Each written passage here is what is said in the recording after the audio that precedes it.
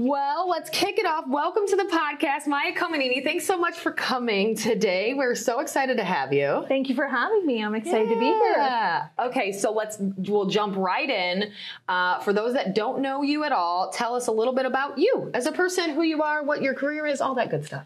Well, I think probably what defines me most is I'm a wife and a mother. And my career is I'm a cardiologist here locally at Northwest Health Porter. I think what makes me who I am is just kind of the journey I've been on.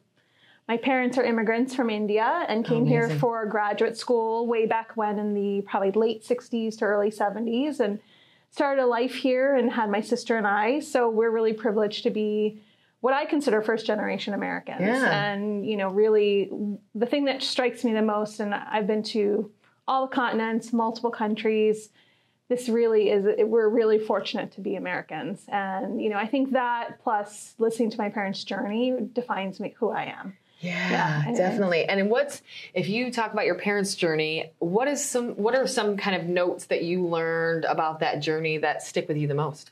That's a great question. I think for anybody who's had, well, actually all Americans, right? We're all immigrants at some point in our history. Yeah. But for me specifically, our parents made sure to take us back to India, to the villages where they come from. And when you see, parents that really made it to such a professional level, and both my parents are physician scientists, wow. You see they come from villages where, no shoes, dirt floors, no running water, kerosene lamps, farmers' kids. Right. And you see all of their siblings, 6 on each side, become judges, attorneys, physicians, lawyers from a dirt floored little hut village. You realize, wow, you've got a legacy to live up to. So, and, that was really never said as a pressure, like you have to be something. I think it was just understood from an early age where you see where you come from. And you see all the beautiful things and privileges that you have here in this country. Yeah, that's got to be some sort of fuel. Oh my gosh, completely. And you probably don't know it as a young child, but I think for both my sister and I, that was just burning in the background. Okay, we're going to succeed, we're going to do it, we're going to strive hard and not only make our parents proud, but like live up to the legacy that they set. And how old were they when they came here? I think my parents, so my father came first. He was probably in his early 20s, and he went from India, hot and humid, straight to Madison, Wisconsin in the wintertime. Ooh, so that's not prepared. Be an adjustment. Yeah, not prepared at all. And then my mom came later in the 70s, and she also went to grad school here. And did they meet here or meet there? They met in India and then came here. Well, my father was here first, and then he brought my mom, and she went to graduate school. So. What an incredible journey. Really. And just to say, you go and I'll come when I can. Right. Like, that's really scary, but really incredible that they did it and made it work. And I think for all immigrants who come, who have no family here, to come here for school, work, start a new family themselves with no support. And, back in the 60s, 70s, there weren't parts of their culture here in the United States. Right. That came much later. So to watch them flourish, succeed, find their own communities, make their own friends, I think it's a real testament to kind of the whole American dream, really. Yeah. That you really can succeed and get everything you want if you work hard. Yeah, if you work hard. Right? And I think that journey is just incredibly tough. And yeah, I think you're right. It's probably a huge fuel for you both and for many other immigrants that have come to see that journey is just incredible. Yeah. That's fantastic. So you mentioned you're in healthcare. I am. Tell us a little bit about that journey. Similar, probably, I would assume this story might be a little similar to what your parents kind of did, is just that journey from kind of a new immigrant for them, of course, a young girl for you, to a cardiologist today. What does that journey look like for others that don't know? Well, I think for my journey, it's a little bit different. I announced to my parents when I was 2 that I would be a physician. And really? Yeah. You just knew. I think some people have a calling, and whether you believe that, God or nature or the world put it in your head, I think that's true for me. And I've never wavered. That was always my goal. And it's interesting, both my parents were PhDs, and so they went to medical school later in life. In fact, my mother went to medical school when I was in high school. So I watched her go through the journey, but I always knew that this was going to be my path. And like I said, it just never really changed. I just worked diligently towards that. And it really is the one of the biggest blessings of my life to do what I do. I think the cardiology We're blessed for it too, so thank you. Thank you. You know, I think the cardiology part came much later. First year of medical school, I got a chance to do cardiac physiology and rotate with a cardiothoracic surgeon. And I just knew, oh, wow, this is just fascinating. It's so interesting. And yeah, that's just been a dream come true for me. Interesting. Yeah. And I literally get to live my dream every day. Yeah. And it's so cool because we recently had on Ashley from Northwest Health as well. And she says very similar. I don't think she was 2. I think she was a little older, Yes. but she said the same. Like, I knew healthcare was my calling from very, very young. Yeah. She knew she wanted to be kind of running a hospital. She knew that's what she wanted to do at a very young age. And same thing, didn't waver. It never changed. You know, there's so many people that say, I want to be a police officer when they're 6. And by the time they're 7, it's changed. So it's really inspiring to see people keep that for so long and then actually do that in the future. That's really great. Yeah, I feel very lucky. I mean, I saw my roommates in college struggle with what their professional visions were going to be. And, you know, they even struggled after college. Whereas me, it was just, all right, this step, boom, you know, here I've arrived. And, you know, it's nice to hear that about Ashley. You know, she's a friend of mine, and obviously she is the CEO of the hospital I work at, so, which is great. And you know, to see other women become, you know, such success stories, it's empowering and, you know, motivating to work with. Yeah, and I'm sure your mom probably had a huge kind of lasting effect on you similarly, just being such a success, working so hard to come through that, all of those, you know, trials and tribulations through and be so successful as well. It's really incredible to be surrounded by those women. I think so. I mean, now that I'm a mother, you know, they always say you don't realize what your mother did for you until you become a mother. And I look back and I think, wow, you know, how did she breakfast, lunch, dinner, 2 kids, full-time job, then went to medical school, never batted an eye, never let us know that she was tired, struggling, stressed, and no family support. I mean, her whole family still was back in India. Wow. You know, and I just look at her and think, wow, how did her and all women just like her do it? How? Wow. I mean, it's just amazing. That's the thing. For me, it's same thing. I never had kids. I don't want to have kids, but even when I hit like 22, I might have mentioned this in a couple episodes previous. I remember the time where I think it was just, I needed to adult on my own, and it flipped me where I remember a time where I called my mom and I was like, I am so sorry. Like, I don't know. I was a jerk from like 12 till 18 minimum.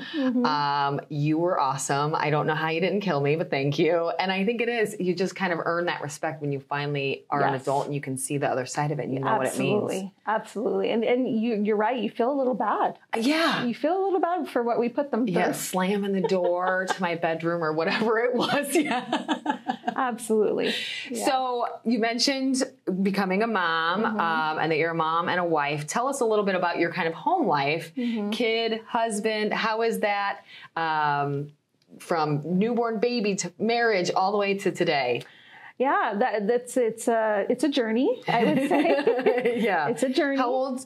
It's a daughter. I have a daughter, and she's 4.5. Yeah. Wow. So I think both of those are big transitions, especially somebody like me who worked so hard in life, met my husband a little bit later than people traditionally maybe get married. And definitely we met in fellowship and got married and then had our beautiful daughter. I think it's just a transition for independent people to become, part of something bigger. You do have to sacrifice quite a bit. And, you got your own style going on, and now you have other people to take into account. And you have to respect that. But, I think that just makes you a better person, and it's just like any friendship, right? You adjust, you learn, you grow. And it's been really, really, again, one of my biggest blessings, both to be married and now be a mom. But I think the family life is important. For all women, you have to find that balance, especially when you have a profession and you're working. I always say now I have so much respect for stay-at-home moms because I think personally that might be the hardest job out there. 100%. It's definitely not for me. And I really, really respect what they do. The work-life balance, I think, comes inside the home and outside the home. No matter what you do, you have to make time, number one, for yourself. Yep. Which I think is hard for women. And especially when you're in the stay-at-home mode, because You almost feel guilty making time for and obviously I've never been there, but my friends have said similar, like they almost feel guilty, like, well, but I'm not working. And it's like, yes, you are. Very tough. Or I just, the friend that I'm going to mention will know if she's listening who she is. We just talked about this yesterday. I had mentioned, so, you had to work all day. You've got this event at night. When you go home, who cooks? You're going to get home at 7 or 8 o'clock. Who cooks? And she's like, well, I don't really cook. My husband does all of that. He works from home. And I could instantly sense that she felt guilty for not being the one to come home and cook dinner. And she said, well, candidly, he works from home, so he does a little bit more with the kids. But I try whenever, and I'm like, no, don't make excuses. This is amazing. You guys have a really great system. It works well for both of you. Right. Keep going with it and be proud of it. It doesn't have to be the mom always taking on all of the things with the kids, all of the things with the house and the job. It's too much sometimes. That's a great point. I think we shifted as a society, right? Because women used to stay home more and now maybe more of us don't. And that guilt for not doing the cooking, the cleaning, the laundry, the kids, all of that is still there. Yeah. And you're like, but you're working full time. Plus, and why does it have to be? Correct. It used to be so much like, the male domination of it was the guy goes to work, the woman stays home, and then she is expected to do all of those things. And if that's the system you have set up, that's fine if that works for you. But if it's not the system, that's okay too. And I think that's the biggest gap that we need to fill is whatever works for you and your family, whatever the balance is, it doesn't matter. No one should feel guilty if it works for you. Correct. And that's such a good point. It has to work. And when, when I was transitioning to becoming, an attending, which is like you're finally done with school and you actually are practicing cardiology, I was trying to figure out where do I find the balance between myself, friends, husband, work, events. And I don't know if there is really a balance. I think it's a day-to-day kind of juggling thing. Yeah. But I really, really learned I have to schedule in time for me. Yes. And time for friends. Because without that outlet, I think all of us kind of lose who we are. Yep.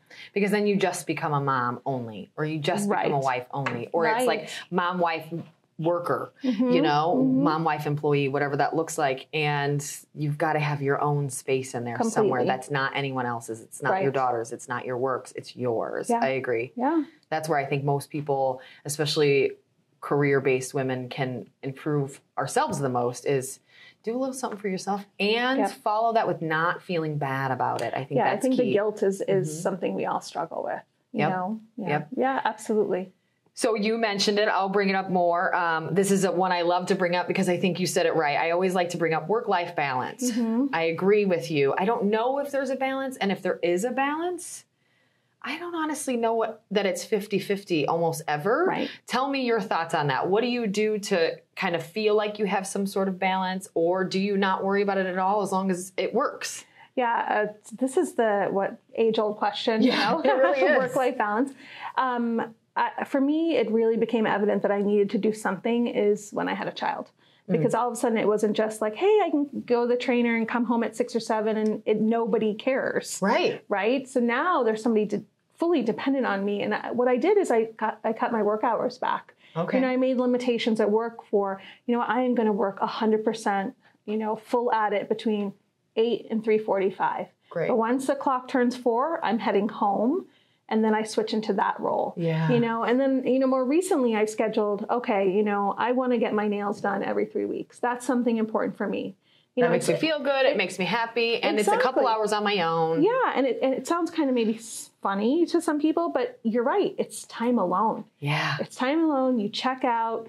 I'm going to get a massage every 2 to 3 weeks. Yeah. That's what I just tried to add. I'm not very good at it. It's definitely not. I want to do once a month. I'm not getting there yet, but I'm doing it more. I'm doing it every 2 weeks. And it's amazing. It's been life-changing. It's the first time I've ever committed to it. Life-changing. Okay. That makes me want to do it as well. I would think about it. Okay. But it's a way to manage stress, right? Yep. Once a month, we have a girls' night, way to come together, manage stress, find new ideas, build those long-lasting friendships. Because at the end of the day, if you have children, they're going to leave. Your spouse is going to do whatever they want to do. If you don't have a network of friends around you, who do you have to support? Or they support you or bounce ideas off? It can't just be your spouse. No, your kid is definitely going to leave. They're going to leave, and they're going to want to run out the door as fast as they can. Yes. So it's not like you can keep them around longer or anything else.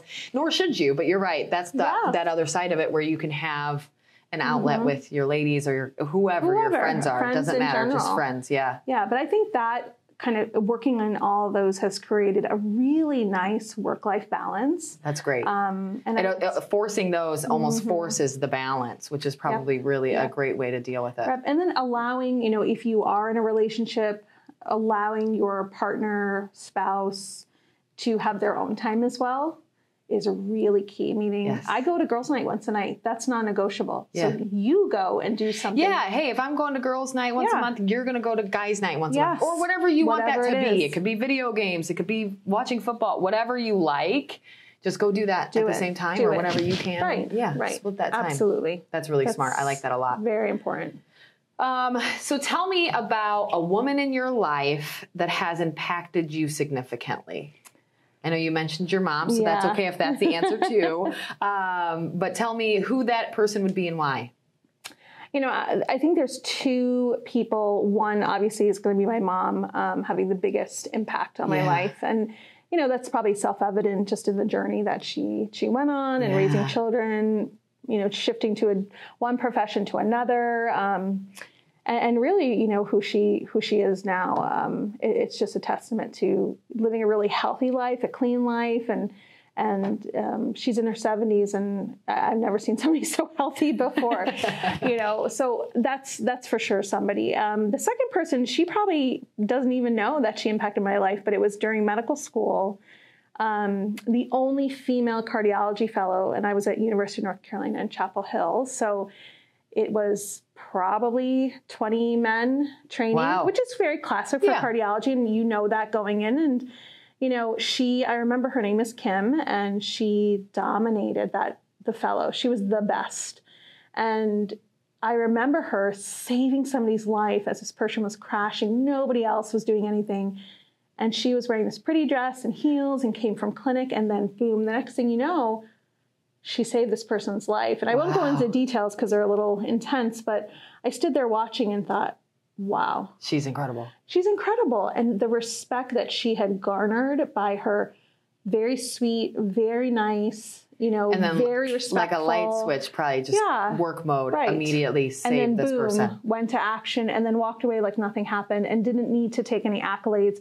You know, it was just little things. You know, I spent a month with her as a student rotating through cardiology, and every day I watched her with no ego, truly being the smartest person on the service, whereas all the other folks, you know, the fellows, walked around just like, oh, you know, I'm so great. I've made it. Look at me. And she never was like that. And I remember years later, I was a cardiology fellow, and one of my attendings happened to be her classmate way back, and he kept in touch with her. And I asked him, hey, can you get me Dr. Delaney's email? He's like, yeah. And I wrote her, you know, an email. And I think that's really important to, when you identify a mentor who's really impacted you, just let them know. Because most of the time they actually don't know. I 100% agree with that. And, you know, it floored her. She wrote back, she's like, she was in tears. She had no clue that we were quietly watching her, and what a mentor, role model to this day. All right, audience, whoever knows her, tag her. Yeah. Let her know again. I know. She's practicing out in Colorado. But you know, at that time, she was married. She was a mom. And she was still making it look like. And then has the humble side of her to say, yep, save that person's life. Got to go to get another one. Humble. Like, that's so fantastic. Yeah, and it's another, not only female, and because I don't want to make it all about that, but as a student, watching her in particular, never blamed anybody for, you know, the position she was in, never said, you know, oh, because I'm the only female. No, she never did any of that. She's like, you just work hard. You just work hard, you study hard, you do everything hard. Yeah. Amazing. Go all the way. We always joke, like, really amazing. Everyone says life is a marathon, not a sprint. I'm like, I think life is a whole bunch of sprints. Yeah. Like, there's sprints, but there's sprints over and over and over again. Yes. Like, you go sprint and then you breathe and you go again. Isn't and you breathe. True? It really is. And I keep waiting for like there to be the calm, for like me to just breathe and be like, okay, we're all done. And then no, never it's a whole comes. Bunch of sprints. Yes, yeah, it's like that you're so true. I finally got to catch my breath. Okay, let's go again. It's just the way that life is, I think. Yeah. I think if you live a purposeful life, that's how it's going to be. Yeah, because like you said, with the balance, like I work a lot of hours here with this company. I took over operations in March, and I'm just now like, we're trying to hire faster than ever. We're trying to do all these things, and it's great. Wonderful. I love the work. Right. But same thing, trying to fit some balance in there where it's like, hey, this is my husband's birthday. I really need to celebrate with him and spend some time with him and my family and my friends. Same thing, girls' weekend. We did that last weekend. So it's like, you got to have that in there. And I think taking those things and scheduling them helps me as well with that balance, and it fills up your life. So you do have this kind of full, and it's so fun. You know, we were just talking, I've got something big every weekend from last weekend through like 6 weeks out or something. And it's so fun. And you're like, you know what? I'm going to be bored all winter. Let's just go for this. I'll be tired. The house isn't going to get cleaned, and that's going to be fine because we're going to have a lot of darn fun, and I'll clean it all winter. You are right. Just kind of finding that same thing, the balance of it. The balance. And to echo off what you said, I think when our daughter Zara turned 2, we realized, wow, we've been in this like fog of raising this child and like surviving. Yeah. And then we're like, we didn't do anything. And we were living in Chicago, and we said, that's it. We're going to put pen to paper. And we got, you know, a bunch of calendars, put them down and said, every weekend we're going to schedule something in, right? We're going to go here on this weekend. We're going to meet with these people. So once we put it on paper, then it came to fruition. And then all of a sudden you have this life that is so full. Whereas if you didn't plan, every weekend rolls around, you're like, okay, what are we going to do? Let me clean this, and let me do this thing. And especially in Northwest Indiana, where the warm weather is very narrow. Yeah. You guys, it's 8 weeks. Let's move. Yeah. Yes. You really only have 3 months or whatever it is, really, of like prime weather. I know. Going to the summer concerts on Thursdays, which I love in Valpo. Yes. Going to European Market in Chesterton. I mean, going on hikes, going to the beach. I mean, they're not always convenient, and we're tired. Yeah. But if you don't do them, you will look back and be like, I didn't do anything. Yeah. You know, it's like the old meme of, you know, you're never gonna, on your deathbed, you're never gonna say you wish you did less, right? Right. It's always that you wish you had more fun, you spent more time, you did more things. You traveled more, so just go for it. It's not, I wish I would have slept more, or I wish I would have had more rest. You know, be healthy, but you know. Right, be healthy. And I think back now in 2020 when, quote unquote, the world shut down, actually we did more than we ever did because we engaged with people. We were outside. Yep. You know, obviously I went to work every day, so there was no quarantining for me. I was like, we're going to live. Gotta go, we're going to live. I met my neighbors for the first time in quarantine. I've lived there 6 years. I was like, hello, neighbors. Since we're both outside, I probably shouldn't. Yeah, because I think same thing. It's like, well, we had waved to each other a couple times here or there, but they're busy and I'm busy.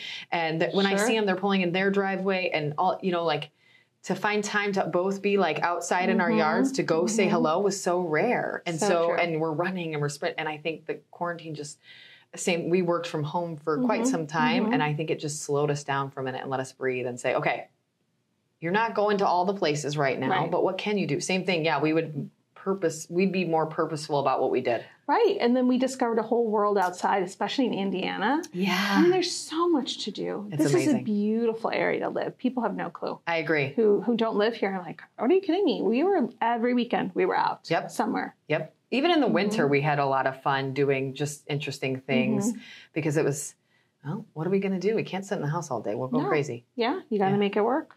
Yeah. So let's kind of pivot over to the healthcare world. Sure. I know that's probably not your favorite topic. It's something you spend a lot of time in, but I mentioned before we started recording, one of the things that drew me to you the most was, I mean, as you said, several years ago, I had attended one of your kind of green juice style seminars, I guess you would call it, where you kind of taught the audience in person about how to be just a little bit healthy in your everyday choices. And you taught us how to like make some cool smoothies and such that were super healthy.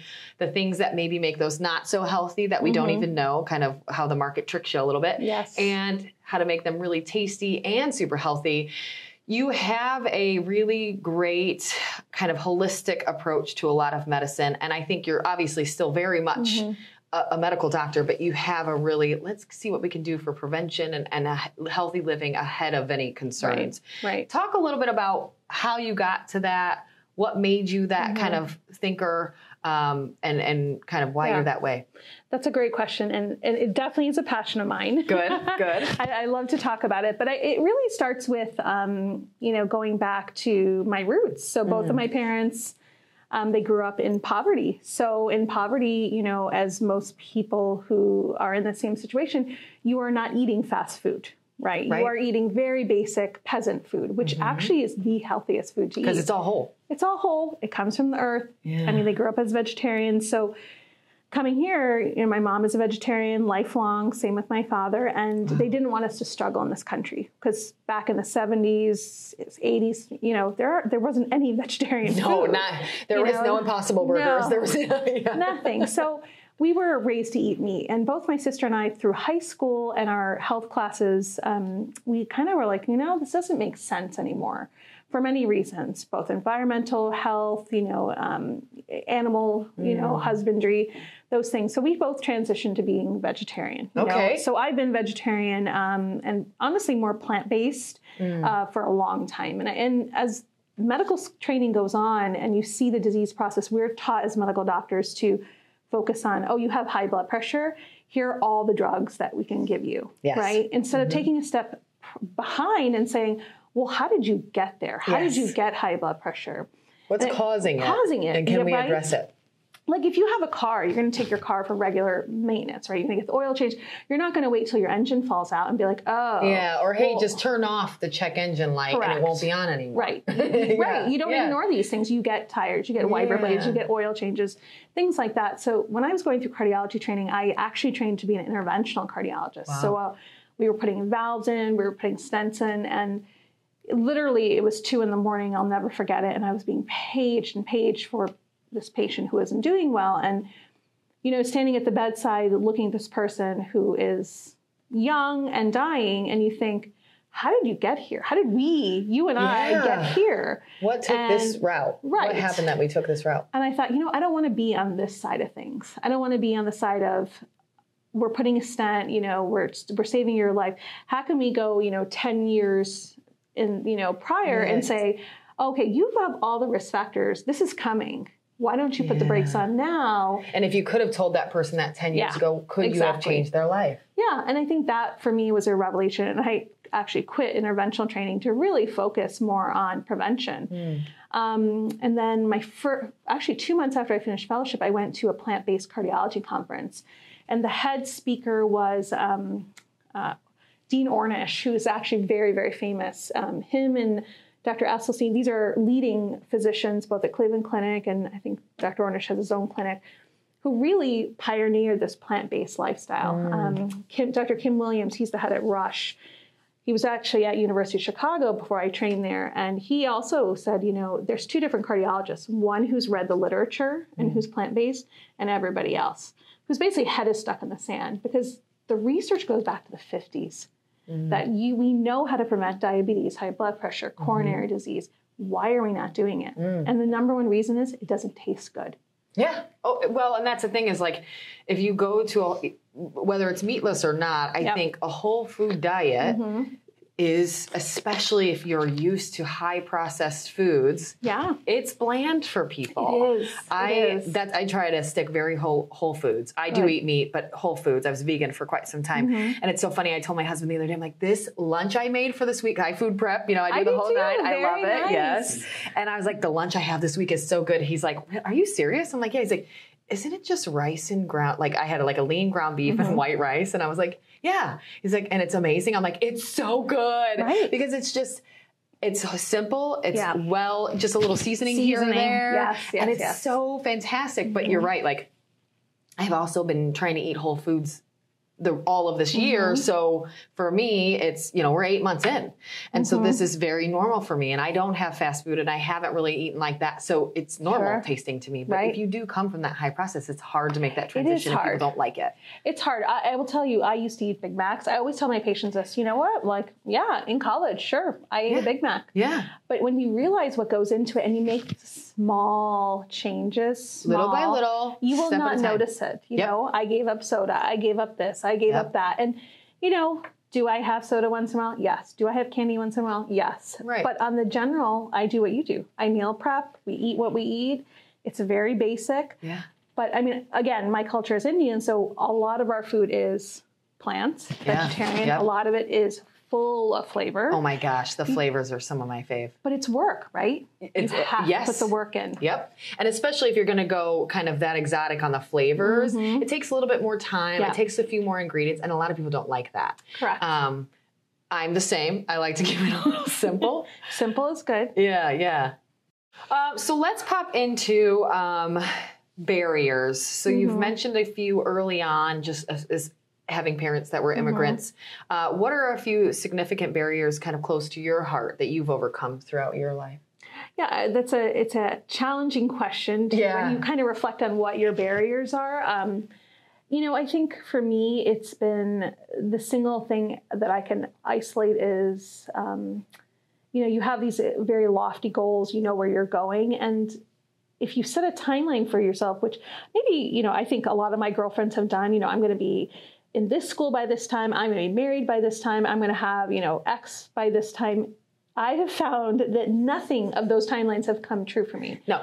Which is frustrating. And I think when you get to those milestones and you expected to have this in your life, and it's not even within vision. I'm going to be married at 25 and you're 28 and you're not dating anyone. You get really nervous. Oh my gosh, you nailed it on the head. And I think for women too, you start to feel like there's something wrong with you, and trying to overcome that peer pressure, self-pressure, and being like, it is okay to be 30 where I am, not having met my timeline goals, but I have other goals, and then moving forward, and then moving forward. And I have to say, none of the timelines I've set for myself have ever come to fruition.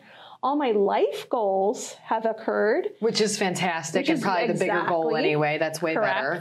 And I'm grateful for, but never on my timeline. And I remember making this transition. I moved out of Boston to start my fellowship in Chicago. And one of my friends, and we had been through medical training and started a job together. And I was telling him, I feel like a failure because here I am at this time, everybody's married and I'm not, and I'm not dating somebody. And here I am going to move to the Midwest alone. Yeah. He looked at me and he's like, you're insane. I think he said something very similar to that. He's like, I look at you and I see X, Y, and Z. And it was one of the most uplifting things a friend could say to me, because his vision of who I was completely different than what I was doing to myself, which was a self-doubt, right? Yeah. And I think that self-doubt and, being hard on yourself, whether you're male, female, doesn't matter, at any age, is something that I think is tough. Yes. And we all have to overcome it. Yeah. We're all hard on ourselves, I think, somewhat. And the same thing, not even just women-based. I think people are hard on themselves. It's kind of the comparison to others and trying to live up to your own timeline, other people's timelines, where the world is, where you think you should be. All of those things just, I think, cause a lot of that stress. Right. And then and you can go back to the food conversation, combined is just kind of a recipe for disaster sometimes. It is. And without good sleep, that's another thing I've learned over the last couple of years. Sleep is so important. I didn't sleep in my 20s. No, but I realize if I don't get sleep, I am not a good person. Yeah. I am not the best version of myself. So sleep for me, and I think honestly for everybody, should come first. Yep. Exercise and health, and then, being happy and living a beautiful life. But the barriers are tough. And also, I grew up at the kind of the start of the internet, right? Okay. There was no email. When I started college, is when Google was beta testing Gmail. Okay. Yeah. So if you think about that versus now, the pressures that I grew up with, I can't even imagine kids now with Instagram and whatever, Snapchat and all these things. Your images of what is cool or what's beautiful or what's in is so overwhelming. And it's not just now. It used to be same thing for me. Right. I didn't have an email until I went to college. Yes. We used computers in school, but not a ton. And so I agree, like the image of what was cool or acceptable or just your peers in your school. And now it's literally the whole world. And it's got to be so tough to really be able to absorb all of that, filter what you need, and accept what you should. It's almost impossible. I think you're right. It's impossible. And I think it's making for a lot of, I see it in the clinic. I see a lot of young kids, and by kids meaning like late teens to 20s, suffering with anxiety. And the pressure's on and it's everywhere. And in the schools, we always, we've got our #1 student program, and it's got kids from the schools all over the region writing for us about their school. Wow. And it's cool. It gives us an ear to the school, and then they get some training and get paid and get published before they go to college. And it's a really cool program. But what we see most often is the people that want to write for us are also in several clubs. They're pulling a 4.0 plus. Now it's 4.7s and all this crazy stuff that I don't even know that we were available to get. We couldn't get a 4. I mean, maybe I just didn't know it was that available. But I think it's just the level that they have to reach to be exceptional is higher than it was for me. Agree. And it's just, and I think it is all of those additions to the world says we have to look like this. You have to be as smart as this, know all of these things, accomplish all this stuff. Right. And it's just so much. It's too much. Yeah. Like, it's or not just normal. be a kid for a minute. I think that's 100%, you know, back to my daughter who's 4.5, you know, we're getting her ready for kindergarten in a year. And the amount of stuff, you know, here I am like, learn how to hold a pencil, learn how to write your name. And my friend who's a kindergarten teacher, oh no, she needs to be able to work an iPad. And I'm like, what? An iPad in kindergarten? But that's how much things have changed. And, you know, I'm not entirely sure it's for the better. Yeah, some of that I think we could just hold off on. Correct. They're going to learn it via phones and being at home and all that stuff. Like, let's let that come in slowly versus push right through it. And it's okay to be bored, right? It's okay to sit in silence or read a book. And I think you can go to the bathroom all by yourself without a phone. You know what I mean? Just go to the bathroom. That is such a great point. You are right. Nobody can do that anymore. You go with a newspaper or something. Yeah. What's a newspaper? Yep. Yes, I agree 100%. It's so funny, but it's so true. Just people, they just don't. Yeah, you're right. That's right. Very true. Okay, so I'm ready for. Are you ready for the quick round? Oh, sure. I know that seemed fast, but I guess it wasn't. Okay, so for everybody that's listened to the podcast, to this episode or previous to this episode, knows the quick response questions. What we do is, this is kind of the fun close up of the podcast where I ask you some speed round questions. I've mentioned several times in the past that you don't have to be that fast because I don't have a buzzer, but we have a buzzer.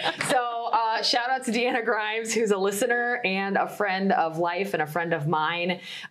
She got sick of me saying, well, we don't have a buzzer. So she literally sent me a buzzer. That's funny. So we have a really cool buzzer. So if you don't answer fast enough, we're going to buzz you. All right. Be prepped. I'm ready. So these are just some fun questions that'll give us a bit of an insight into Maya as a person. Great. So how long do you sit at a green light before honking at the person in front of you? Oh, I rarely do that. Really? No. Just, they've got their own. Yeah. You know, I mean, okay, 5 seconds. Really? No, okay, that's a pretty long time, I think. If you think about it a lot, you're just like a friendly toot, hey. This is the struggle, and I've talked about it previously. Right? How do you, it's hard to get the nice beep. Yeah, you're like, is it too loud? True. Can I get like a little half beep, just a little hey? But if you do 2 at the same time, then it's a friendly. Yeah, like Yeah. Yep. Tap, tap. I think so. Toot. There you go. Move. It's so interesting, this question. Some people are like, immediately, I've got stuff to do. And people are like, the other folks are like, never. They've got their own things going on, and I'm going to let them deal. Yeah. It's interesting. And I always think karma, you know, if I'm mean to them, like karma's going to get me, you know? Yeah, it's so true. I'll just be nice. Good idea. What woman would you most want to have a drink with, living or dead, and what would the drink be? Holy moly. That's this is a tough one. really I good know. one. Probably Margaret Thatcher. Good one. Yeah, Iron Lady. They're looking at me like, who is that? You've seen the movie, right? Yes. Our recording crew is a little younger than us. Yes. Margaret Thatcher is a legend. I think that would be a really fascinating one. And what would the drink be? Ooh. Doesn't have to be booze. You could do coffee, tea, shots of tequila. I like coffee or a margarita. Oh, one of those two. That's a or good both. One. Or you start off with a couple margaritas, end it with a little coffee dessert, and call it a day. Oh. Or vice versa. You could start really off good. high strung and then bring it down to the margarita as with a some closer. salsa and chips on the side. Oh, I love a good margarita. Yeah. Or tequila with lime. Either way, a little shot. Hey. It's fine. What would be, sorry, I'm hopping around here. What is one big thing that you have yet to accomplish? My fitness goals. Okay. Yeah. Tell me more. I think, again, back to balance. I have a vision for my fitness goals that is completely not near reality at the present, and I think we all can say that sometimes. I think it's achievable. I think it's just going to take dedication. I mean, I try to get up at 5:30. I mean, I have this dear friend, Bonnie, who gets up at 4 and goes to like boot camp every day for like a 5 o'clock. I want to be that person. I'm just not. She's pretty amazing. Yeah. And I get up at 5:30, somewhere in there. Yeah, I usually do can like too, crawl but, to the basement. I got a little gym down there, but I do don't the know about same. 4. But she's dedicated, and I think that's motivating to see people. And she's got a job. She's got 2 kids. She makes it work. So I would like to achieve my fitness goals. That's fantastic. Soon. Yeah. We'll see. Okay. Yeah. Good. So we'll check back. Yes, let's do that. We'll give it some months, and then we'll check back. A year. Okay, I like it. See, I don't know the goals. They might be lofty. That a year is realistic. Yeah, I gotta be realistic. What would be the title of your biography? The Maya Kommineni biography. A Journey Towards Peace. Ooh, one of my favorites to date. Okay, good. Yeah. That's really good. And what made you think that? Well, I love to travel. I mean, I have a really deep, deep need to travel and see other people, cultures, foods, way of life.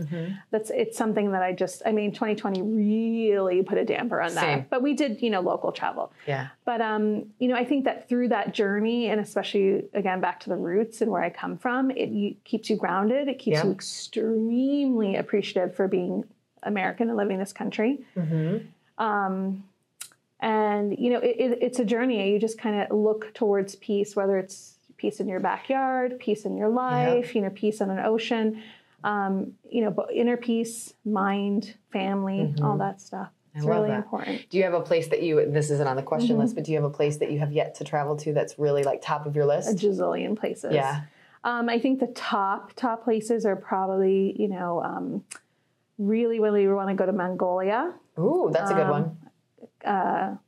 I've been throughout the East, but going to Cambodia and seeing Angkor Wat because of the Khmer Rouge and that history. I think it's amazing actually how many people don't know about Pol Pot and what he did. I don't know a lot. Khmer Rouge, so one of the biggest, atrocities, very similar to Hitler, but, all these communist regimes. And I think that history and then the Buddhist life that was there before that's still there. Yeah, have a that's really intriguing. Strong draw to that. So I think those are, Galapagos Islands. So I'm one of those people. I like to go to like very exotic, weird places. And, and I like the idea, but then I'm like, the bugs. Like, when you bring into wildlife, I'm like, that spider's bigger than my hand. I'm out. I can't do it. I hear you. I got to have some balance. Yeah.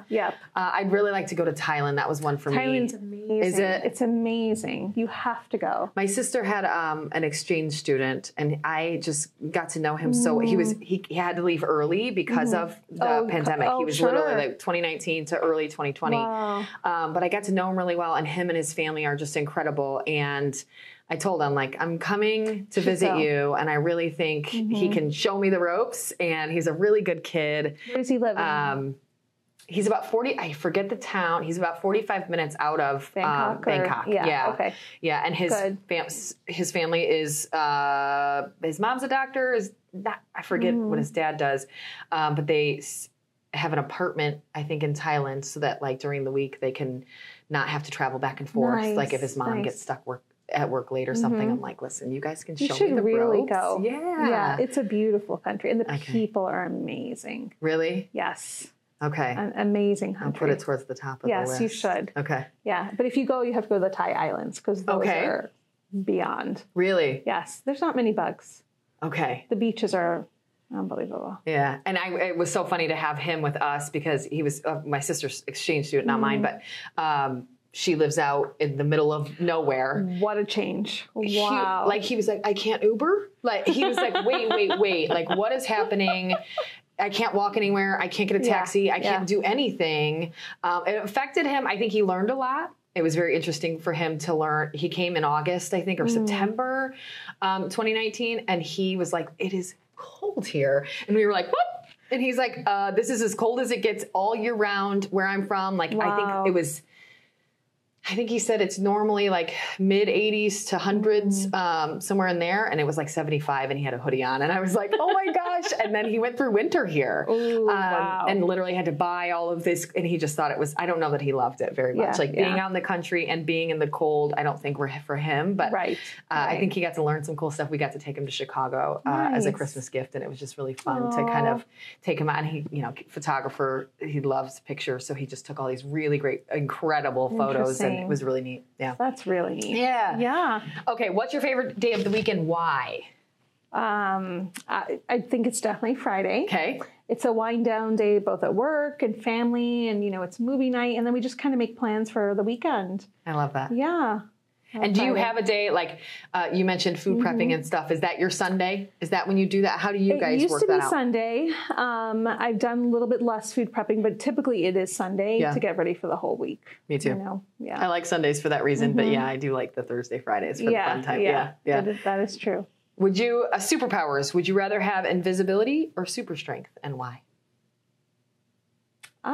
Wow. I think I would do invisibility. I was like, am I going to buzz? Yeah. Invisibility? Okay, why? I think so. Well, I don't think so. Strength, when you asked me that question, I think you were talking about physical strength. So I actually, although physical strength is important, I've not needed it really as much as like mental fortitude and perseverance. I think invisibility would be kind of interesting to kind of see. You don't know what you don't know. Then if you could know. Right. Yeah. And just kind of, be, a fly on the wall and see how other people live and, learn from their experiences. And it would probably give you a really cool sense of the other side of the table. Like, you never know what that person's going through. You never know what they're actually thinking unless you could hear. Absolutely. And it would be interesting to see that. Yeah. Kind of give you a good, different perspective. I think so. Yeah. Okay, last one. Okay. What is the carnival ride you hate the most? Yeah, anything that has to do with dropping from heights. Okay. That feeling of your stomach. Like Superman one that just... Yeah, like I don't like roller coasters. Nope. I don't like those drops. And actually, we went to the fair for the first time, Porter County Fair. Okay. Wow. Did you love it? Rides were too much? So it was like fascinating. I mean, on so many levels. I could take that in so many routes. Yes, 100%. Because we got there and like the baby, so the baby cow had just been born. Oh my gosh. And it's so beautiful. But then of course it's a dairy cow. So I'm like, they're going to take it away from the mother, which is what they do, right? And so a lot of people don't know how milk is, how you continuously make milk. They don't give it to the baby. Exactly. Yeah, like a cow has to just be continuously pregnant until it collapses. So you take the babies away. And so that was my first thought. But it was fascinating because my daughter got to see, all these beautiful, gorgeous baby animals. And that was a great experience, to see. And then there was the fair food. So, as like a cardiologist, I was having like a coronary. As I'm like, okay, like, what are we going to eat? And, but hey, you're at the fair. You have to get funnel cake and like dipped Oreos, and you got to do it. And luckily there was a Dr. Vegetable cart. Have you seen the Dr. Vegetable cart? Oh my gosh. It's hilarious. So I'm like, great, something I can eat, but I didn't order it. But it's yeah, you're just like, I mean, I know it's technically vegetables, but it says doctor in front of it. So let's just go with it. You're like, it sounds like it's healthy, right? It's doctor, it's vegetables. We're good. And then, the rides are insane. Insane. I mean, I went on the merry-go-round with my 4.5-year-old. I had to hold on for dear life because it was so fast. And remember back to physics, like centrifugal forces, like when it whips around, the force that pulls you off. I was literally clutching that freaking horse. You're and my daughter, off this thing. We were going to fly off. And I was like, that's it. But people were going on there's like a ship or that kind of rocks and all sorts of things. And then, the people. I think the people were fascinating. The people watching alone is worth going. Wow. Yeah, I think I'm going to have to do LaPorte Fair next time. Or I've got a better one for you. So I live in North Judson. It's an interesting place to say the least. Yeah. And love it. I'm not hating. It's got a lot of great humans and a lot of interesting from there. Yeah. They're amazing. Yep. There's got a lot of great people, a lot of interesting folks as well. And we have an annual mint festival. So this is like the mint mint capital of the world or something. I don't know the country. So like spearmint, peppermint, mint. Like real mint. Like they grow it. Yeah, so it's fun. Cool. Like I think it's usually in September, they'll do like a second cut. So it's an early crop. So I think they do 2 cuts. I don't really know about farming. Don't quote me on that. But I'll drive home down the highway and you can just smell the mint in the summer. Amazing. It's incredible. And then they process it and it smells terribly. But it's really cool. Yeah. So they have Mint Festival in North Judson. Now when is that? You have to tell me. June. It's the weekend of Father's Day. Okay. And it is Oh, sorry. Candidly, a mess. It sounds amazing. It is so fun. I got my face glitter painted. Oh, wow. I mean, there's a mint cook-off where everybody has to cook something with mint in it. There's a parade. My husband's a fireman, so we take the fire trucks out in the parade. It's so fun, but the people watching alone is really fun too. I just love people watching, and you can really learn a lot about where you are. And, you know, it also gives you appreciation for, you know, where you are in life. Yep. So I really thoroughly enjoyed the Porter County Fair. That's good. And we'll go next year. Yeah, I think it's fun. My husband does figure eights. Okay. So he drives the cars. Yeah. It gives me an ulcer because I'm like, great, my husband's driving a car around with no windows, barely any doors, and he's just going to crash it into other people. Mm-hmm. But it is fun because we go in the pits. So now you get to be with all the other drivers, and it's this cool chaos of, you know, my friend he gets off and he's going to run the feature. So he won and he gets to go race again, but his car's overheating, and how are they going to fix it? It's like they do surgery. They're like, pop the hood, get the water. And you're like, wow, this is so intense, and it's so cool to watch. But it's like a whole world for those guys that race like that. And it's neat to watch all of them as well and learn more and more about. Yeah, different walk of life. You'd never think about it. And they've got the tow trucks, and it's so interesting. Yeah, that is really cool. So you made it through your first podcast. It was fantastic. Anything you want to tell the listeners that we haven't mentioned yet about you, yourself, your goals, your journey? Did we hit it all? I think we hit it all. I just, you know, I can't hit home how important a healthy life is. That's exactly, I think that's kind of what you embody as a cardiologist, as a person just in our community, is that healthy lifestyle. You really promote it well. You teach it well. That's, like I said, what drew me to you in the first place, is teaching that kind of holistic lifestyle and the whole foods and things like that. So I appreciate it a ton. Yeah, thank you. Keep up with that journey. I will. Keep Hopefully teaching, we can get back to it. Yes. Right? Yes. This year. This is the year, I hope. Yeah, I think we're going to put on more crossed. events. And, you know, I just love this community. You all are so fortunate. I'm glad to now be a part of it. I moved. So we live so you're here. in Porter County. We were in Porter County, and you know, I grew up in a town smaller than this in New Jersey, a farm town. So this is really like a coming home. So it's great. And I was going to ask you earlier, and I got sidetracked. Tell me how you had mentioned, I think you said moving from Massachusetts to Chicago. Right. What brought you here? Was it just the medical field and you stayed? That's it. Yep. Training, and then I got married, and we stayed. And you liked the area, and you stayed. We stayed, and we moved here. So it's great. See, guys, it's a good place. It is a great place. It is a great NWI place. all the way. Yeah, can't believe it. Good. Well, thank you, Maya, so much. I loved having you. I hope all of the listeners enjoyed it. Guys, make sure you follow us on Facebook, find us on Spotify, Apple Podcasts, all that stuff. Find the good news at GreatNews.Life. And stay tuned for more podcasts on All About the Girls. Thanks so much. Thank you.